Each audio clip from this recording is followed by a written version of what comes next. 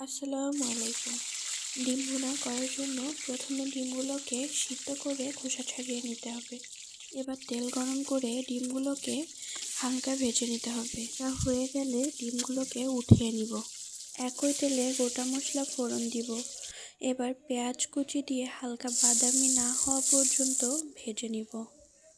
ডিম ভুনার মধ্যে পেঁয়াজ কুচির সাথে পেঁয়াজ বাটাটাও ইউজ করতে হয়।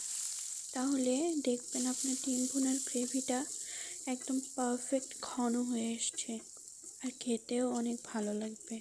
চেষ্টা করবেন ডিম ভুনাতে পেঁয়াজ বাটাটা একটু বেশি করে ব্যবহার করার জন্য, তাহলে ডিম ভুনার স্বাদ আরও বেড়ে যাবে। এ পর্যায়ে আমি পেঁয়াজ বাটা, আদা রসুন বাটা এবং সামান্য পরিমাণে লবণ দিয়ে হালকা বাদামি না হওয়া পর্যন্ত ভেজে নিব।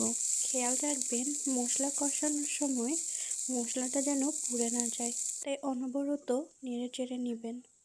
পেঁয়াজটা লাল হয়ে আসলে একে একে হলুদ গুঁড়ো, শুকনো মরিচ গুঁড়ো, জিরা গুঁড়ো এবং ধনিয়া গুঁড়ো দিয়ে কষিয়ে নিব। যে কোনো তরকারিতে জিরা গুঁড়ো এবং ধনিয়া গুঁড়ো ব্যবহার করলে সব সময় মাথায় রাখবেন, জিরা গুঁড়ো যদি আপনি 1 চামচ ব্যবহার করেন তাহলে ধনিয়া গুঁড়ো 1/2 চামচ ব্যবহার করবেন। এতে আপনার তরকারির স্বাদটা ব্যালেন্স থাকবে। জিরা গুঁড়ো এবং ধনিয়া গুঁড়োর মেজারমেন্ট যদি সমান না হয় তাহলে কিন্তু আপনার তরকারির স্বাদ একদমই ভালো লাগবে না। পেঁয়াজটা কষানো হয়ে গেলে সামান্য পানি দিয়ে ঢাকনা দিয়ে কিছুক্ষণ জাল করে নিব। এবার ঢাকনা খুলে মশলাটাকে ভালোভাবে কষিয়ে নিব। মশলাটা থেকে যখন তেলটা উপরে উঠে আসবে তখন বুঝে নেবেন আপনার মশলা কষানো হয়ে গেছে। এরপর আমি ডিমগুলো দিয়ে আবার ভালোভাবে কিছুক্ষণ মশলার সাথে ডিমগুলোকে কষিয়ে নিব।